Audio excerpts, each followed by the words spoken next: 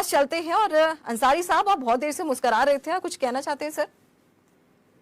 देखिए, ये यमुना साफ की सफाई की बात कर रहे थे। यमुना साफ कर रहे हैं हम, काफी तेजी से कर रहे हैं। जी। 11 साल से इनकी सरकार है केंद्र में, और मोदी जी ने क्या वादा किया था कि मैं गंगा साफ कर दूंगा, माँ गंगा ने मुझे बुलाया, मैं गंगा का बेटा हूं। साफ हुई? 11 साल में ये गंगा साफ नहीं कर पाए। निर्मल भारत का नाम बदल के स्वच्छ भारत कर दिया इन्होंने, लेकिन गंगा इनसे साफ नहीं हुई। मोदी जी ने क्या कहा था? काशी को क्योटो बना दूंगा मैं। क्योटो बना, लेकिन क्योटो तो बना नहीं, लेकिन वहां पे 150 से ज्यादा मंदिर को ध्वस्त कर दिया गया। तो ये संस्कृति बचाने की बात कर रहे थे कि हम संस्कृति बचाने के लिए आए, और सेवा की बात कर रहे थे कि हम सेवा करने आए हैं। सेवा केवल अडानी की हो रही है, अंबानी की हो रही है। और दूसरा, पीएम केयर्स पे सवाल पूछा गया कि पीएम केयर्स पे जो आपने खाता खोला था, जिसमें सीएसआर के अंतर्गत खूब कंपनियों से पैसा बटोरा था, उसका हिसाब दे दो। तो मोदी जी भाग गए, अब हिसाब ही नहीं दे पा रहे।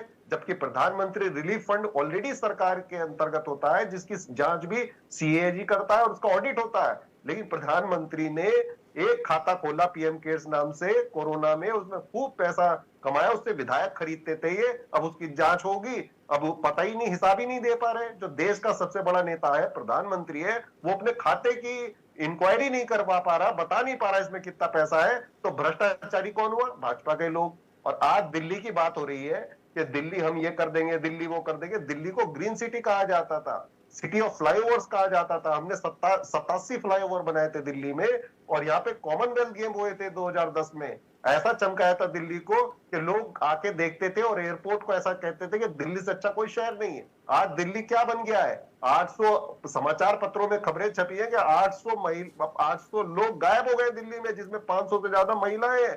दिल्ली पुलिस किसके अधीन है? गृह मंत्री के अधीन है। वो इनके पास जवाब नहीं है। और ये कह रहे हैं कि हम नाले साफ कर रहे हैं और हम यमुना साफ कर रहे हैं। सरासर झूठ है। नाले साफ करने का काम कॉरपोरेशन का है, पार्षदों का है, वो करें। सरकार का काम होता है देश को अच्छी स्वच्छ दिल्ली देना। वो फेल हो गए। गैस चैम्बर बना पड़ा है, सांस लेने में लोगों को तकलीफ हो रही है। सारी दुनिया की एम्बेसीज दिल्ली में है। आप जाके पता कर लीजिए कि जितने भी विदेश के एम्बेसडर हैं, वो जब पॉल्यूशन ये कर दिया इन्होंने, तो वो दिल्ली में रहते ही नहीं, वो जाके छुट्टियां मनाने चले जाते हैं। तो आज दिल्ली का इन्होंने बेड़ा गर्क करने वाले भाजपा के लोग हैं। ये केवल वादा करते हैं, झूठ बोलते हैं, नफरत फैलाते हैं, और ये आज केवल दुनिया में हंसी का पात्र बन के रह गए हैं। और इसीलिए इनको कहा जाता है भारतीय जनता पार्टी ब्रह्मांड की सबसे झूठी पार्टी है। इनके नेता झूठ बोलते हैं, इनके कार्यकर्ता झूठ बोलते हैं, इनके प्रवक्ता झूठ बोलते हैं, और ये संसद में झूठ बोलते हैं, ये कोर्ट में झूठ बोलते हैं, ये लाल किले से झूठ बोलते हैं। ये कोई ऐसी जगह नहीं जहां से झूठ ना बोले, और टीवी पे भी झूठ बोलते हैं।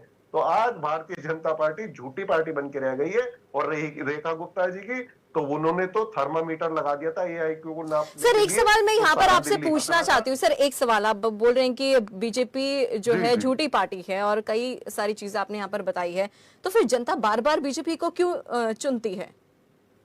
सब कुछ जनता के हाथ में, जनता सब जनता जी, हिटलर को भी जनता चुनती थी। और यहाँ पे जो है इलेक्शन कमीशन का भाजपा से गठबंधन है, इसलिए बार बार इनको चुना जा रहा है। इनकी वोट चोरी की पोल एक बार नहीं खोली राहुल जी ने, संसद में खोली, कर्नाटक में खोली कि यहाँ पे वोट चोरी हुई, हरियाणा में खोली, महाराष्ट्र में खोली।